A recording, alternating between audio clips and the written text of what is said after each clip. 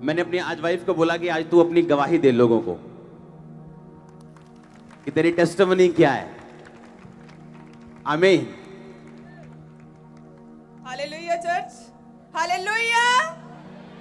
तो कितने जन तैयार है परमेश्वर की महिमा जो मेरे जीवन में हुई उसे सुनने के लिए?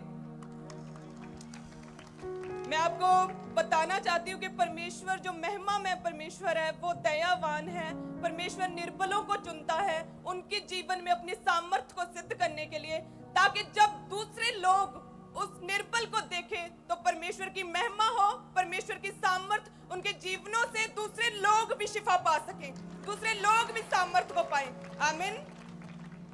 हम पहला कुरिन्थियों उसकी 26 आयत को पढ़ेंगे कि हे भाइयों, अपने बुलाए जाने को तो सोचो कि ना शरीर के अनुसार बहुत ज्ञानवान और ना बहुत सामर्थी और ना बहुत कुलीन बुलाए गए, परंतु परमेश्वर ने जगत के मूर्खों को चुन लिया है कि ज्ञानवानों को लज्जित करे, और परमेश्वर ने जगत के निर्बलों को चुन लिया है कि बलवानों को लज्जित करे।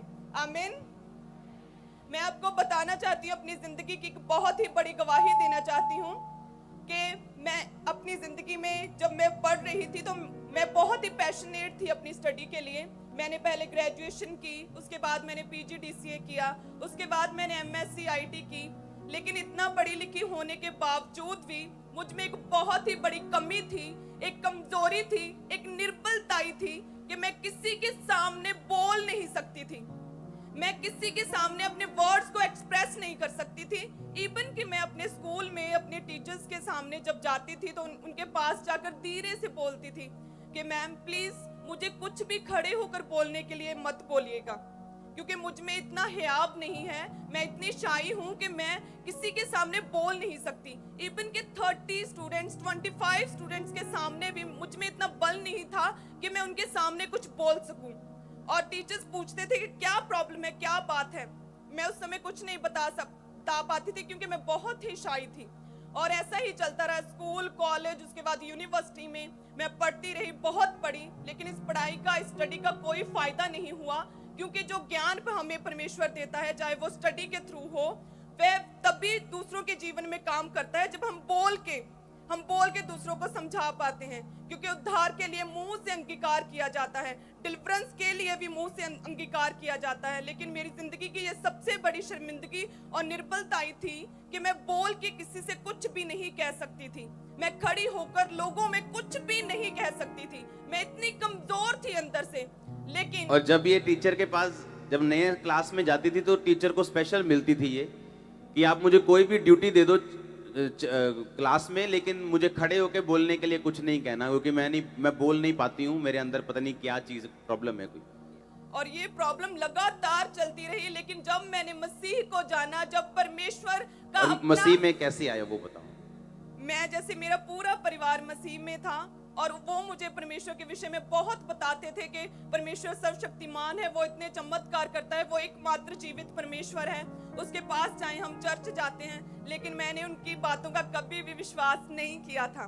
मैं परमेश्वर की विरोधी थी उस वक्त, मैं परमेश्वर का विरोध करती थी। मैं उदो बिल्कुल भी परमेश्वर ਨੂੰ ਜਾਣਦੀ नहीं ਸੀਗੀ और परमेश्वर ਦਾ विरोध करती सी। अपने पेरेंट्स ਦਾ बिल्कुल भी जो चमत्कारां ਦੇ ਵਿਸ਼ੇ जो परमेश्वर ਦੇ वचन ਦੇ ਬਾਰੇ ਦੱਸਦੇ ਸੀ, मैं बिल्कुल विश्वास नहीं सी करती। लेकिन एक दिन परमेश्वर ਦੀ अद्भुत कृपा हुई कि ईस्टर वाले दिन ਜਦੋਂ मेरी पूरी फैमिली तैयार हो रही ਸੀਗੀ प्रभु ਦੇ ਘਰ ਜਾਣ ਦੇ ਲਈ, और तब ये खामरा चर्च को जानते भी नहीं थे ये पूरा परिवार, या तब मैं अपने मेंटर और आपके फादर को बिल्कुल नहीं जानती थी। तो उस वक्त सभी पूरी फैमिली तैयार हो रही थी और मैं ऐसे ही लेटी हुई थी, क्योंकि मैंने तो चर्च में जाना नहीं था, मैं आराम से लेटी थी कि आज छुट्टी है, संडे का दिन है। तो एकदम से परमेश्वर के आत्मा की सामर्थ्य मेरी बॉडी पर उतरी और उसी वक्त मेरी पूरी बॉडी पाताल में धंस गई।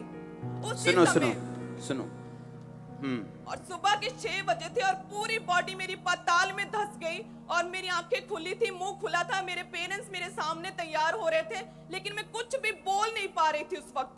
और ऐसे ही चलता रहा कुछ सेकंड, उसके बाद धीरे धीरे मेरी बॉडी पाताल से ऊपर पृथ्वी के ऊपर आई, मैं अपने बेड के ऊपर फिर से लेट गई और उसके बाद मेरे कानों में आवाज आने लगी कि परमेश्वर तुम्हें बहुत प्रेम करता है, परमेश्वर ने तुम्हें चुना है अपनी महिमा को दिखाने के लिए, परमेश्वर ने तुम्हें चुना है अपनी सामर्थ को लोगों में सिद्ध करने के लिए।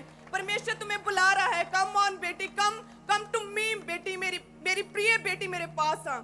ऐसी आवाजें मेरे कानों में आने लगी और मैं सरप्राइज्ड और शॉक्ड थी। और जैसे ही मैं नॉर्मल हुई, कानों से आवाजें बंद हुई, उसी वक्त मैंने अपने पेरेंट्स को बताया। और वो ईस्टर का दिन था जब मैं पहली बार परमेश्वर की हुजूरी में, परमेश्वर की प्रेजेंस में और परमेश्वर के घर में गई थी। पहली बार चर्च जब गई थी, ईस्टर वाले दिन गई। वो ईस्टर का दिन था और उस दिन के बाद मेरी लाइफ ट्रांसफॉर्म हो गई, टोटल लाइफ चेंज हो गई।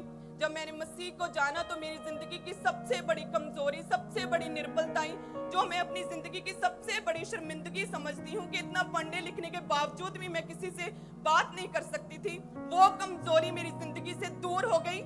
आज ना केवल इस चर्च के लोग, गुरदासपुर ब्रांच के लोग, ऑनलाइन चर्चों में, बल्कि ऑनलाइन लाखों लोग आज मुझे सुन पा रहे हैं। हालेलुया।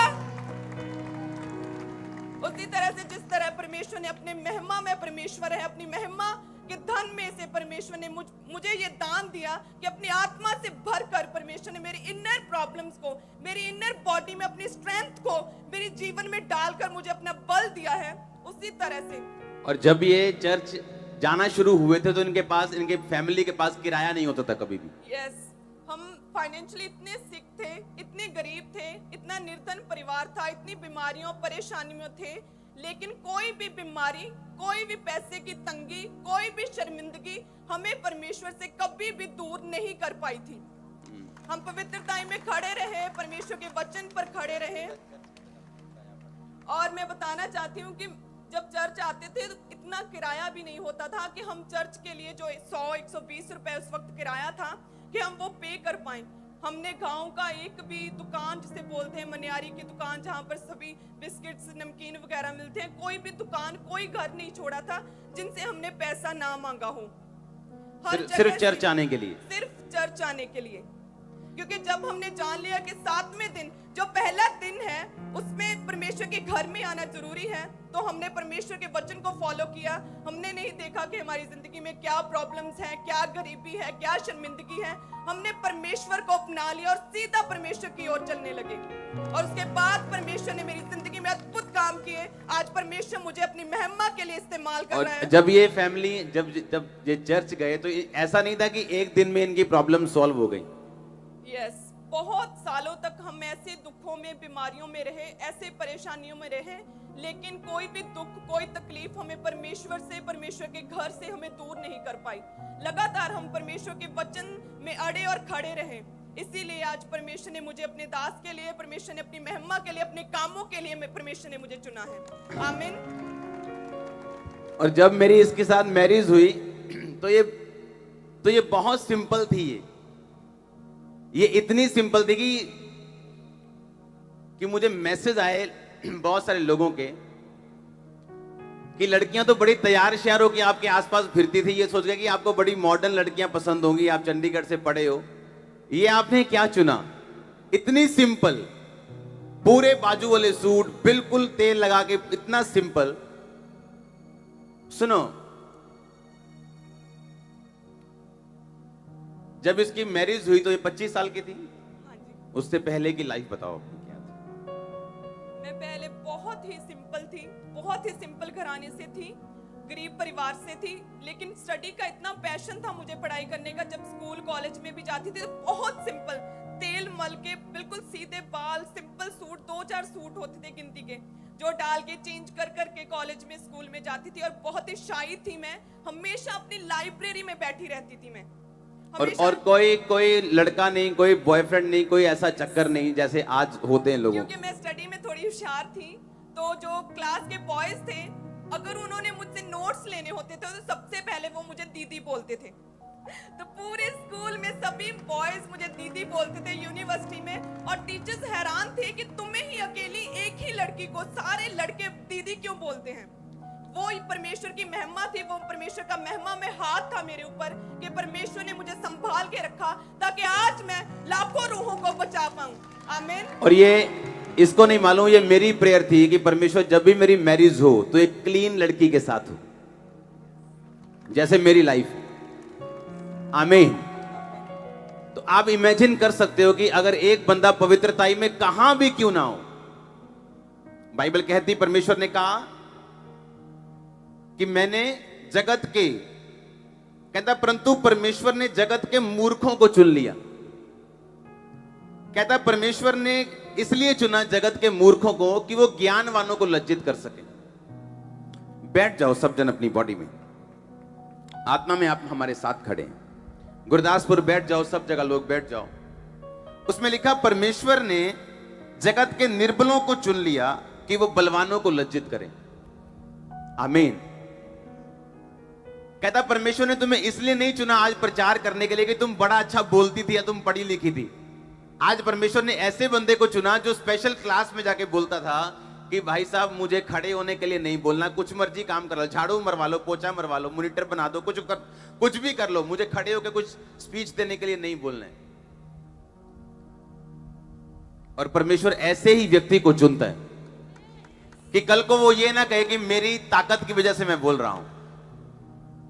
परमेश्वर ने कहा वरन परमेश्वर ने जगत के नीचों तुच्छों जो है भी नहीं उनको चुन लिया कि उन्हें जो अपने आप को कुछ समझते हैं उन्हें व्यर्थ ठहराएं, ताकि कोई प्राणी परमेश्वर के सामने घमंड ना करने पाए। आप में से कितनी बहनें यहां पे होंगी जो आज गरीब होंगी? कितने भाई यहां पे होंगे जो गरीब परिवार से होंगे? तो आपके स्पिरिचुअल मदर की टेस्टिमनी आपके लिए एक ब्लेसिंग है कि आप कहीं से भी खड़े हो सकते हैं। आपकी गरीबी मायने नहीं। इमेजिन करो इनके घर रिश्तेदार जब आते थे तो बोलते थे कैसे हो तुम, तो क्या जवाब देते थे आपकी फैमिली जो थी? तो हम हमेशा अपने शब्दों से, हमेशा हम अपने नेचर से परमेश्वर की महिमा करते थे कि हम बहुत खुश हैं, हम बहुत खुश हैं मसीह को जान के, हम अपने परिवार में बहुत सुखी हैं। और अभी गवाही नहीं आई थी परिवार में, अभी थोड़ी थोड़ी गवाहियां शुरू हुई थी, अभी बड़ी गवाही नहीं आई थी परिवार में। लेकिन जब भी लोगों ने पूछना भाई तुम कैसे हो, तुम चर्च जाना शुरू हो गए, क्योंकि यही थे उस गांव में जो सभी अन्य जातियों से भरा हुआ गांव है कि तुम अभी चर्च जाते हो, कैसे हो तुम। तो हम खुल के मसीह की प्रशंसा करते थे परमेश्वर की, वो सामर्थी परमेश्वर है। हम बहुत खुश हैं, हम अपनी जिंदगी में हर एक दुख से हमने शिफा पा ली है। हमने कभी भी अपने मुंह से ये नहीं बोला था उस वक्त कि हम दुखी हैं, हम बीमार हैं, हम परेशानी में हैं। नो, हमने हमेशा परमेश्वर की अपने शब्दों से महिमा की थी। और आज वैसा ही हुआ, और सेम वैसा ही हुआ जैसा हमने अंगीकार किया था। और ये 3 बेटियां और 1 बेटा है, ये 3rd बेटी है।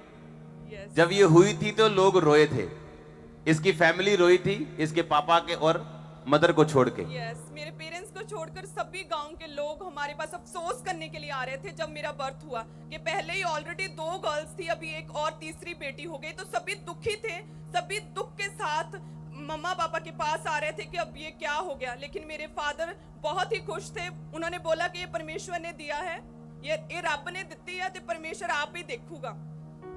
मेरे फादर ने वर्ड्स बोले सी, उन्होंने पूरा एंजॉय सेलिब्रेट किया सी मेरे बर्थ नु, मेरे फादर और मदर ने। लेकिन बाकी सारे साडे रिश्तेदार, साडे पिंड दे लोग सारे बहुत दुखी सी कि तीसरी कुड़ी फेर आ गई, क्योंकि तीसरा मुंडा चाहिए सी इन्हां नूं, क्योंकि पहला बेटी सी, दूजी बेटी सी, और जो तीजी बेटी हुई तो फिर मतलब रिश्तेदार मतलब अफसोस मनाने लिए आ रहे थे, मतलब रो के, कोई रो के दिखा रहा सी, कोई अफसोस मना रहे, कोई विरोधी खुश हो रहे थे कि लो ये तीजी कुड़ी हो गई।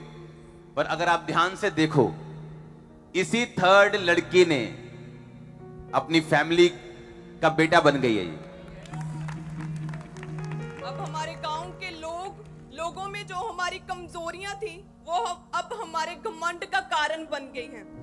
अब लोग जान गए हैं कि वाकई मसीह परमेश्वर जीवित परमेश्वर है, वो सामर्थ्य और वो सब कुछ करने की सामर्थ्य रखता है। अब हमारे गांव के बहुत से लोगों ने मसीह को जान लिया है, बहुत से लोग मसीह में आ गए हैं। अब मेरे फादर मदर अभी परमेश्वर की फुल टाइम सेवकाई में है, मेरा पूरा परिवार अब परमेश्वर की सेवा में है।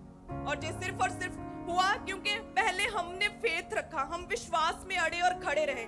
हमने अपने दुखों में, तकलीफों में, कमजोरियों में कभी भी डगमगाए नहीं, हमने कोई डाउट नहीं किया। हमने सिर्फ यही सोचा कि अगर लाखों लोगों को परमेश्वर बचा सकता है, इतनी गवाहियों को हमने सुना, तो परमेश्वर एक दिन हमारी जिंदगी में भी जरूर कोई गवाही पैदा करेगा। हम विश्वास में अड़े और खड़े रहे, कोई किराया ना होने के बावजूद भी हर संडे पैसे मांग मांग कर हम मसीह के घर में परमेश्वर की प्रेजेंस में आते रहे, पवित्रताई में रहे, परमेश्वर के वचन पर चलते रहे। और परमेश्वर ने एक दिन अपनी दया की निगाह मुझ पर की और परमेश्वर ने अपने कामों के लिए मुझे चुना।